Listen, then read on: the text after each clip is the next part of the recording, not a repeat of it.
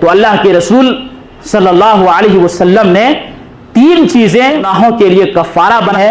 آپ نے بیان کر دیا سخت سردیوں کے موسم میں اچھے طریقے سے وضو کرنا ہے, ایک نماز کے بعد دوسری نماز کا انتظار کرنا ہے, اور تیسری چیز کیا ہے, جماعت سے نماز پڑھنے کے لیے چل کے جانا ہے.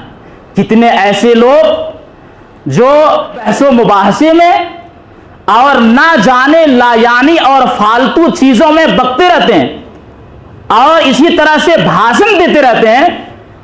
انہیں پتا ہے کہ فلاں وقت میں جماعت رکھی گئی ہے, مسجد میں باجماعت نماز کا اہتمام ہوتا ہے, لیکن جماعت چھوڑ کر کے آتے ہیں اور اس کے بعد نماز پڑھتے ہیں.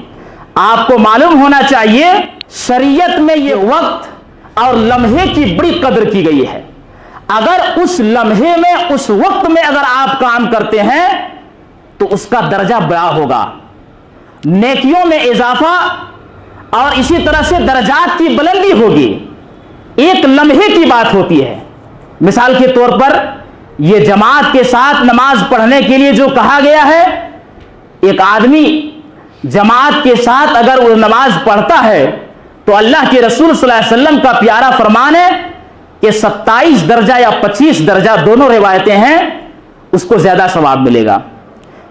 ابھی امام نے سلام پھیرا اور سلام پھیرتی ہی ایک شخص مسجد میں آتا ہے, سمجھ لیجئے کہ لیٹ ہو جانا یہ آپ کے 27 درجے کو گھٹا دے گا. لیکن وہیں پر اگر صرف آپ آ کے جماعت کے ساتھ نماز پڑھ لیتے ہیں تو اس 27 درجے یا 25 درجے کے آپ مستحق ہوں گے. اب بتائیے, مومن ہوتا وہ ہے, مومن کہتے اسے ہیں, مومن کی صفات یہ ہے کہ جماعت کے ساتھ نماز فرض کی گئی ہے تو وہ جماعت کے ساتھ نماز پڑھے گا.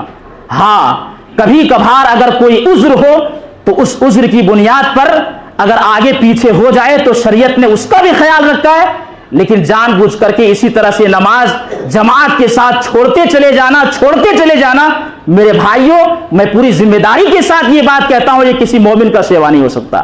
اسی لیے میں نے کہا ایک لمحے کی بات ہوتی ہے, اگر آپ نے اسے چھوڑ دیا تو کئی ثواب سے آپ محروم ہو جائیں گے.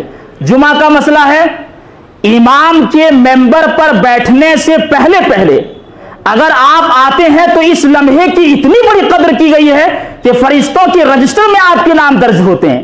امام ممبر پر بیٹھ جائے اس کے بعد آپ آتے ہیں, آپ کا نام رجسٹر سے خارج ہو جاتا ہے. لمحے کی قدر ہے کہ نہیں ہے؟